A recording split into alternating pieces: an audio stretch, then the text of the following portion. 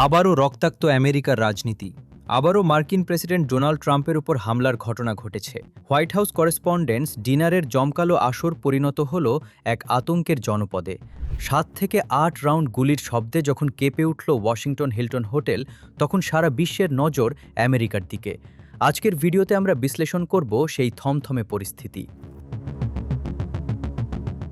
স্থানীয় সময় রাত 8:30। ওয়াশিংটন ডিসির হিলটন হোটেলে তখন বিশ্বের বাঘা বাঘা সাংবাদিক আর রাজনৈতিক ব্যক্তিত্বরা ডিনারের প্রথম কোর্স শেষ করছেন। ঠিক তখনই কাজ ভাঙার মতো বিকট শব্দ। কেউ বুঝে ওঠার আগেই নিরাপত্তা রক্ষীরা চিৎকার করে সবাইকে নিচে বসার নির্দেশ দেন। প্রায় 5 মিনিট টেবিলের নিচে হামাগুড়ি দিয়ে লুকিয়ে থাকতে হয় উপস্থিত অতিথিদের। বিবিসির সাংবাদিকরা জানিয়েছেন, সেই মুহূর্তের পরিবেশ ছিল বিভীষিকাময়। মঞ্চে যেখানে প্রেসিডেন্ট ট্রাম্প বসেছিলেন, মুহূর্তের মধ্যেই তাকে সেখান থেকে সরিয়ে নেয় সিক্রেট সার্ভিস। ঘটনার পরপরই সিক্রেট সার্ভিস নিশ্চিত করেছে যে হামলাকারীকে আটক করা হয়েছে। ট্রাম্প নিজের সোশ্যাল মিডিয়া প্ল্যাটফর্মে জানিয়েছেন শুটারকে ধরা হয়েছে। তিনি আরও দাবি করেছেন যে তিনি এবং তার পরিবার সুরক্ষিত আছেন। তবে চাঞ্চল্যকর তথ্য হল, হামলাকারী মেটাল ডিটেক্টর এড়িয়ে অস্ত্র নিয়ে ভেতরে প্রবেশের চেষ্টা করেছিল।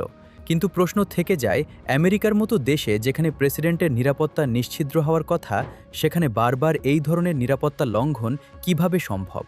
বিশেষ করে ট্রাম্প যখন ইরানের মতো শক্তির বিরুদ্ধে প্রকাশ্য হুমকি দিয়ে চলেছেন এবং ইসরায়েলকে অন্ধ সমর্থন দিচ্ছেন, তখন তার এই অনিরাপত্তা কি তার ভুল রাজনীতিরই ফসল?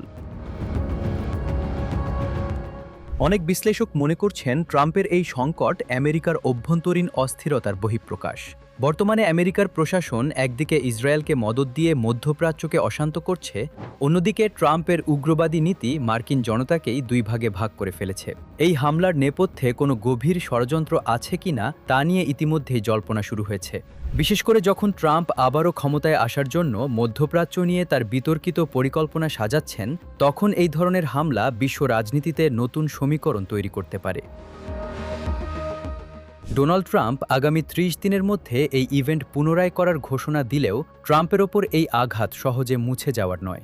একের পর এক হামলার চেষ্টা কি ট্রাম্পকে আরও কোণঠাসা করবে, নাকি এটি তাকে রাজনৈতিকভাবে আরও আগ্রাসী করবে?